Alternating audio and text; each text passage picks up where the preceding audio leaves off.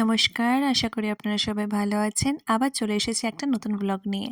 সকাল, সকাল ঘুম থেকে উঠে পড়েছি আর ঘুম থেকে উঠে রেডি হয়ে গেছি বুনজির গায়ে হলুদের জন্যে। অলরেডি বিয়েবাড়িতে এসে গেছি আর বিয়েবাড়িতে এসে দেখি বুনজি এখন ফটোশ্যুট করছে। তো আমরাও দেরি না করে আমরাও ফটোশ্যুট করতে শুরু করে দিলাম। আজকে আমি যেই শাড়িটা পরেছি সেই শাড়িটা আমাকে আমার ছোট ননদ গিফট করেছে এই পুজোতে। ফটোশ্যুট করে ক্লান্ত হয়ে একদম চলে গেছে ব্রেকফাস্ট করতে। ব্রেকফাস্টে কিন্তু যেখানে অনুষ্ঠান হবে সন্ধ্যেবেলা সেখানেই আমরা চলে এসেছি আর এখানে অলরেডি সাজানো শুরু হয়ে গেছে। ব্রেকফাস্টে ছিল আজকে আমাদের কচুরি আর ছোলার ডাল। আর সুমন আর পাপুদা তো অলরেডি শুরু করে দিয়েছে তাদের কম্পিটিশন, কে কতগুলো কচুরি খেতে পারে। আর দুজনে মিলে কম্পিটিশন লাগিয়েছে আর আমি আর মিষ্টি শুধু বলে যাচ্ছি। দুপুরবেলায় এখনো মেনুটা কিন্তু পেন্ডিং আছে, রাত্রিবেলাও খাওয়া পেন্ডিং আছে, কে কার কথা শুনে। ব্রেকফাস্টটা কিন্তু একটু হেভি হয়ে গেল, তাই জন্য সুমন আবার জোয়ানও চেয়ে নিচ্ছে বাবার কাছ থেকে। যাই হোক, এবার চলে এসেছে একদম বিয়ের কনের কাছে। এসেই দেখে গায়ে হলুদের অ্যারেঞ্জমেন্ট হচ্ছে। আর এখানে দেখুন সেই কালকে বানানো স্ত্রীটা কি সুন্দর লাগছে, খুব সুন্দর কিন্তু করেছে মা মাসিরা, তাই না?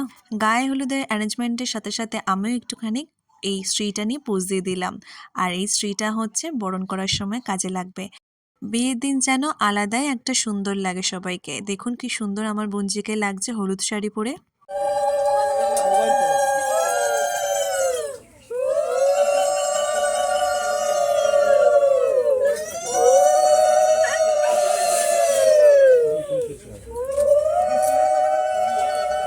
তারপর মা মাসি ছাড়া আর যত এওরা ছিল সবাই মিলে শুরু করে দিল বিয়ের শ্রী আচার।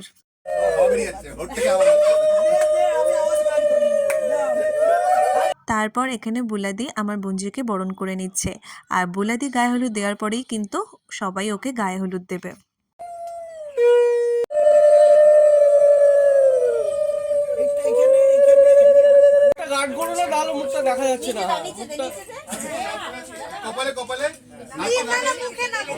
অ্যাট লাস্ট আমরা চান্স পেয়েছি বিয়ের কনেকে একটু হলুদ মাখাতে। আমরা আর কি হলুদ মাখাবো বিয়ের কনেকে, তার আগেই মা মাসিরাই নিজেদের মধ্যেই হলুদ লাগাতে ব্যস্ত। বিয়ের কনে তো চান্সই পাচ্ছে না যে কাউকে হলুদ মাখাবে।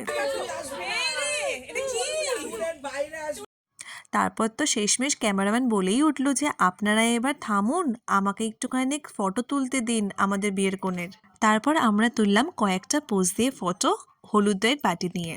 বিয়ের সময় সব থেকে প্যাথেটিক ব্যাপার হচ্ছে এই যে ঠান্ডা জলটা যখন এই শীতের মধ্যে মাথায় পড়ছে, মুখে পড়ছে, কী যে ফিল হয় সেটা আমি 1 বছর আগে যদিও টের পেয়েছিলাম, এখন আবার আমার বুঞ্জিটা টের পেলো। হলুদ গালে নেই আমি বসে পড়েছি আর একটা কাজ করতে, আমার বুঞ্জির পান পাতা আঁকতে। এই যে পান পাতাটা আঁকছে সেই পান পাতাটা দিয়েই কিন্তু আজকে শুভদৃষ্টি হবে। শুভদৃষ্টিতে এই পান পাতাটাই কিন্তু মুখ থেকে সরাবে আমার বুঞ্জি। দেখুন তো কেমন লাগছে পান পাতাটা, আমায় কিন্তু জানাবেন ইনবক্সে। এখানে মেয়ের বাড়ি থেকে যেই মাছটা যাবে সেই মাছটা হচ্ছে একটু ডেকোরেশন করা হচ্ছে। দেখুন কি সুন্দর মাছটাতে ফ্রক পরানো হয়েছে, কি ভালো লাগছে দেখতে, তাই না? আর তারপরে হচ্ছে একটু কালার দিয়ে মাছটাকে সাজানো হচ্ছে। আর এই মাছটা সাজানোর দায়িত্বই নিয়েছে বনি আর দাদারা। আমি বসে পড়েছি হচ্ছে পানের তত্ত্বটা রেডি করতে।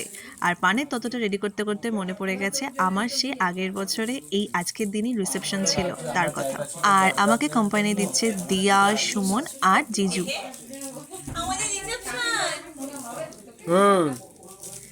এখনই মেকআপ আর্টিস্ট আসবে। তারপর আমরা চলে এসেছি আবার লাঞ্চ করতে। এখন ঘড়িতে বাজে দুপুর 2:30। এখন যদি আমরা লাঞ্চ করতে না যাই তাহলে কিন্তু আমাদের সাজতে অনেকটাই দেরি হয়ে যাবে, আর সেটা আমি একদমই চাই না।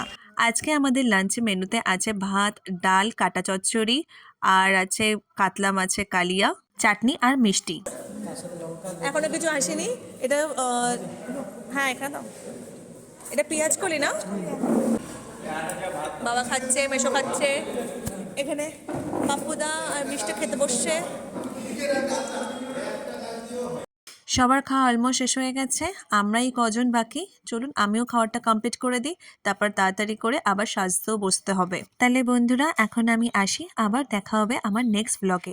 নেক্সট ভিডিওটা আসছে আমার বুঞ্জির বিয়ের।